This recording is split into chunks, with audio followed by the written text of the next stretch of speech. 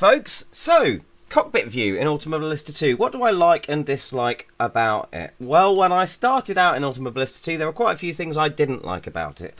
However, now that I've learned how to tweak a few things, and one very important tweak indeed, which hopefully will help a lot of you out who have been having some problems with this slightly weird kind of disjointed view that you get in cockpit view. Hopefully this will help you out. One very important setting, but we're getting to that.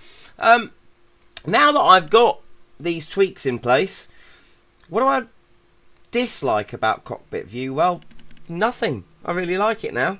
So let's just go through a few of the changes that have been made.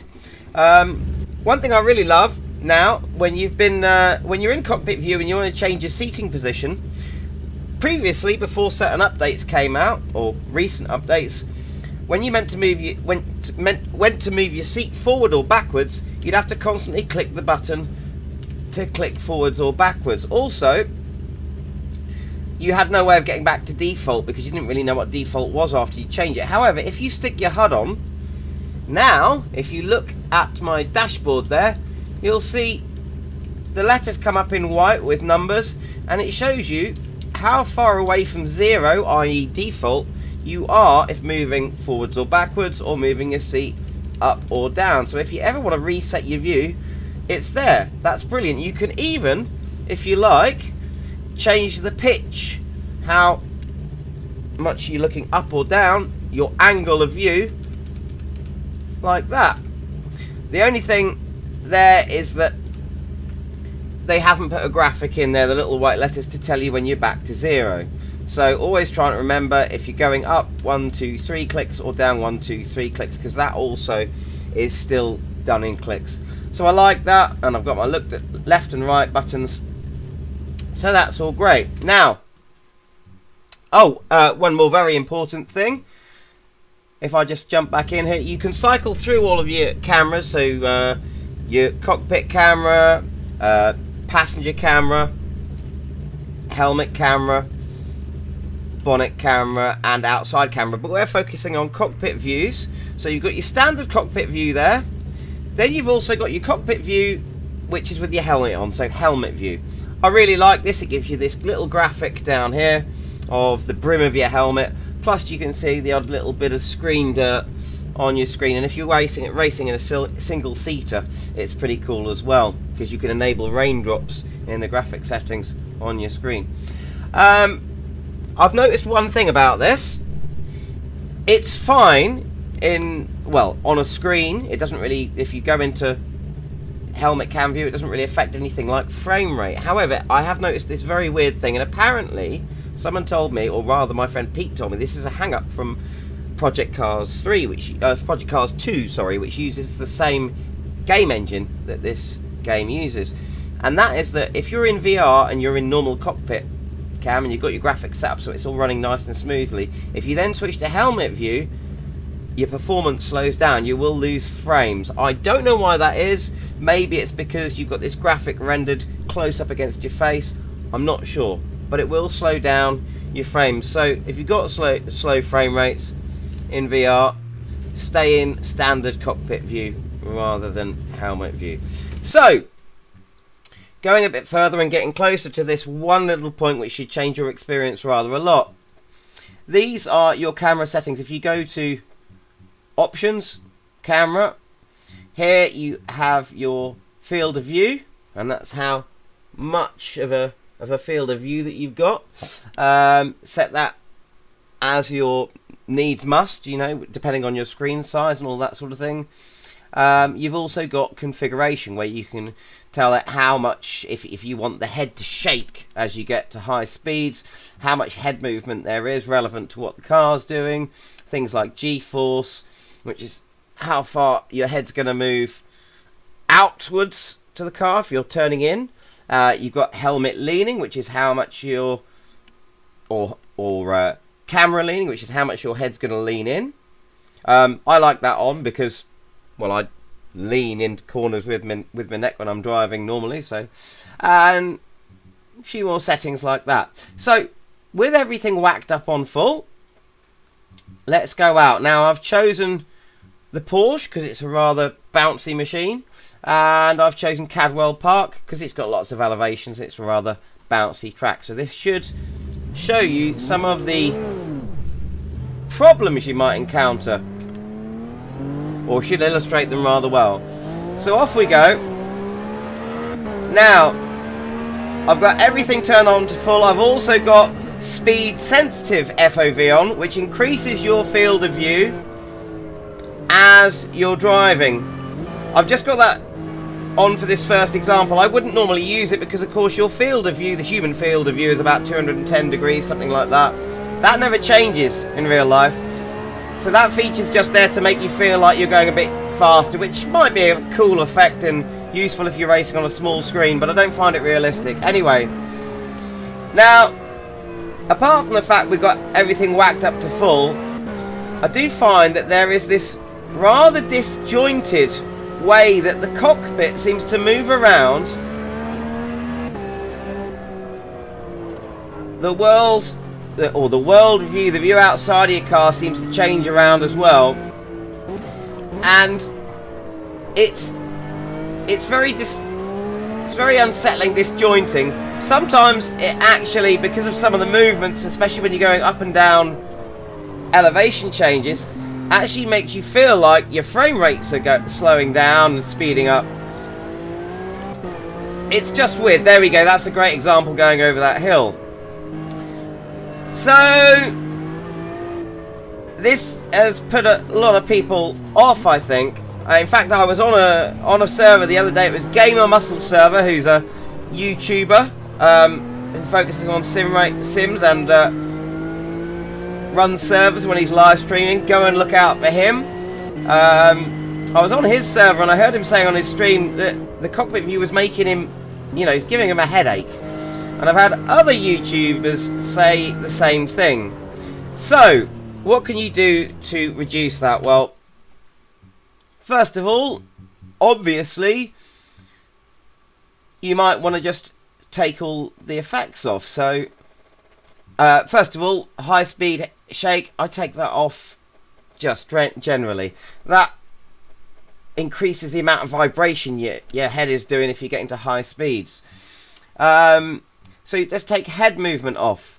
Let's take the G-force effect off. All the way down to 0. Could really do with a slider here rather than having to wait for the numbers to click down there. Show helmet, well, we're keeping that, but we're not using helmet view at the moment. Look to apex. I don't generally use that when I've just had it on for the purposes of this video. I don't generally use that anyway. I like it to stay straight. Because if I want to move my head around, I use VR. Might be useful for some personal preference. Helmet leaning off. All of these effects are coming down from 100 to 0. Okay. There we go. So, let's jump back in the car. Right, now you'll see, even with all of that off, you've still got that weird jumping about. In fact, with those effects off, it's even kind of worse now. As we're going up the hill there and coming down again, it almost looks really stuttery. And the world, or the world outside the car, looks like it's staying still. But the cockpit itself, especially if you look at the edges of the screen here, you can see I can't see the mirror on my wing mirror now. Now I can. See what I mean? It's moving around quite a lot. And you still got this weird, disjointed kind of view going on. And that I really didn't like. Until I discovered this setting. So let's come out of there. Go to options, and this is the #1 most important change. Well, it's a game changer if you'll excuse the pun there. So everything's off. Why have we still got this weirdness going on? Now here's a setting called Use Legacy Head Movement. Now I think, I could be wrong, but I think that is set to no. or off in default. My view got a lot better. My experience of Automobilista 2 got a hell of a lot better when I turned it on.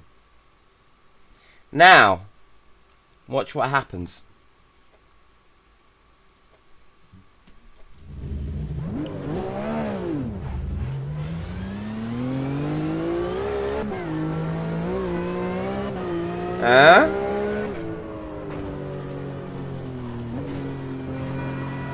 So, now what I've got is a much more stable view. Now, granted, the world outside the car is moving around quite a bit, but I find that normal because I'd expect the world around to be moving around quite a bit because my body, if I was in the car, would be moving with the car. So I'd be moving with the car, so it would appear to be staying more still, but the world around would be moving more as the car bounces around on its suspension, which feels more realistic to me. I'm not getting, if we go down the hill here, I'm not getting that weird stuttery moving around. Everything's kind of much more smooth and fluid. This feels to me a lot better. So this is about the most stable I can get the cockpit view to feel. And if you look around the edges here of the screen, you can see that my cockpit graphic is not moving around very much. There's still the odd bit of movement when I brake and accelerate. I move slightly back in my seat, the edge of the roll cage comes into view, I brake and it goes further towards the windscreen. But this is the most stable view you can possibly get. There is something still moving. What have I...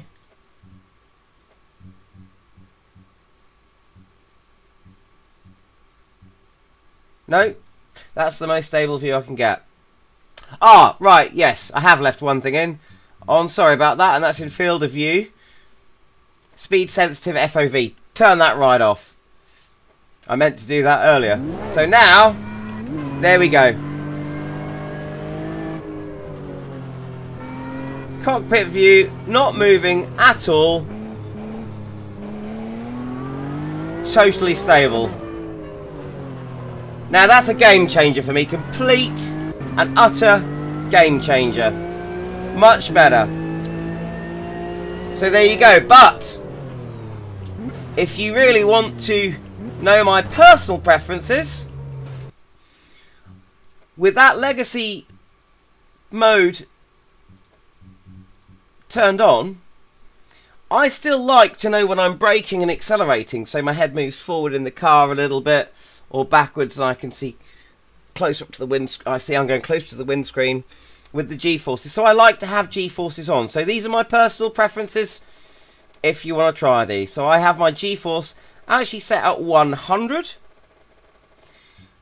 I have my head movement because, you know, I would move around a little bit as the car moved me around inside the car. There would be a little bit. I have that set to 30.